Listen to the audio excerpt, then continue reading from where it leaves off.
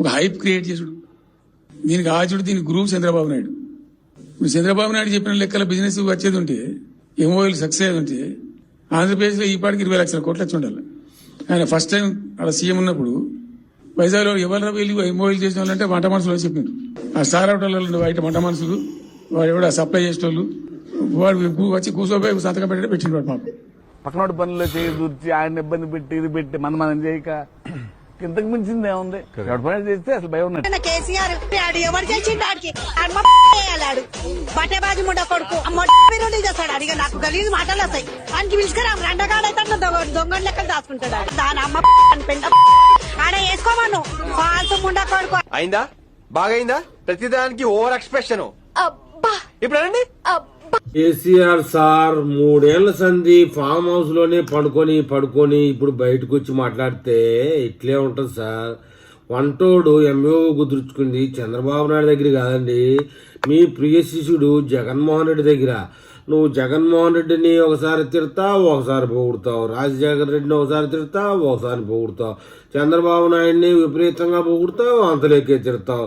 ఒక మాట మీద నిలకడగా ఉండవు కేసీఆర్ సార్ మీరు. అందుకే మీ పార్టీ పుట్టింది మొదలు, రాజకీయం నీ చేతిలోకి వచ్చింది మొదలు 10 సంవత్సరాల పతనం అయిపోయింది పూర్తిగా. ఇక వచ్చేదంటూ కళ్ళే. అయితే విషయం ఏంటంటే ఈ 10 ఏళ్లలో నువ్వు అనుకున్నది సాధించేశావు. నీ కూతురు బాగా సంపాదించింది, కొడుకు బాగా సంపాదించాడు, నీ మేనల్లుడు బాగా సంపాదించాడు. ఆల్రెడీ నీకు ఊసే బాగా అయిపోయింది. ఏనుగు చచ్చినా మనిషెత్తి అన్నట్టు మీ కుటుంబము తెలంగాణ రాష్ట్రం అంత సంపాదించింది డబ్బులు. రాష్ట్రం ఏం బాగుపడలే, మీ కుటుంబమే బాగుపడింది. దాంట్లో ఏమీ డౌట్ లేదు తెలంగాణ ప్రజలకి. నువ్వైతే తెలంగాణను విడదీసి తెలంగాణలో నువ్వు నీ ఒక కుటుంబం బాగా సంపాదించిన వల్ల ఎలాంటి అవాకులు చవాకులు లేవు.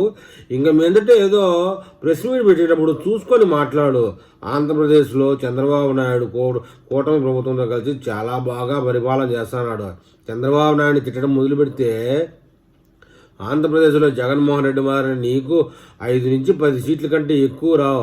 అసలు నీ పార్టీలో ఎవడు సరైన లేడు. ఇప్పుడు నువ్వు చూసుకొని మాట్లాడు. ఏదో పంచాయతీల్లో కొంత % సీట్లు వచ్చాయిలే అని చెప్పి కొంచెం ఎగేసుకొని మాట్లాడితే, అసలు ఆంధ్రప్రదేశ్లో టీడీపీ కానీ పోటీ చేసిందంటే 2028 ఎలక్షన్లో నువ్వు కథం, నీ పార్టీ కథం.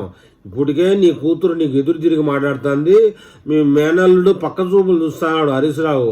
కేటీఆర్ పని అయిపోయింది. అందరు హీరోయిన్లతో ఫోన్ ట్యాపింగ్లతో ఆయన ఎంజాయ్ చేసి ఏం చేసినామో అనే పరిస్థితులు ఆయన ఉన్నాడు. మళ్ళీ బీఆర్ఎస్ లేదా టీఆర్ఎస్ ఏది పెట్టుకుంటావో నీ పార్టీ వేరు.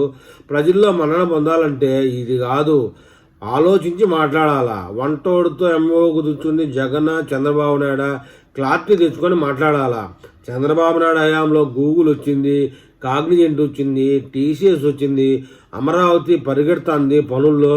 కానీ నీ బ్రెయిన్లో ఇప్పటికీ జగన్మోహన్ రెడ్డి. మరి ఏందో బీఆర్ఎస్ టీఆర్ఎస్ ఈసారి తెలంగాణలో జెండా ఎగరేస్తుందో జెండా పండేస్తుందో ఈసారి ప్రెస్ మీట్లోకి వచ్చి చెప్పు స్వామి.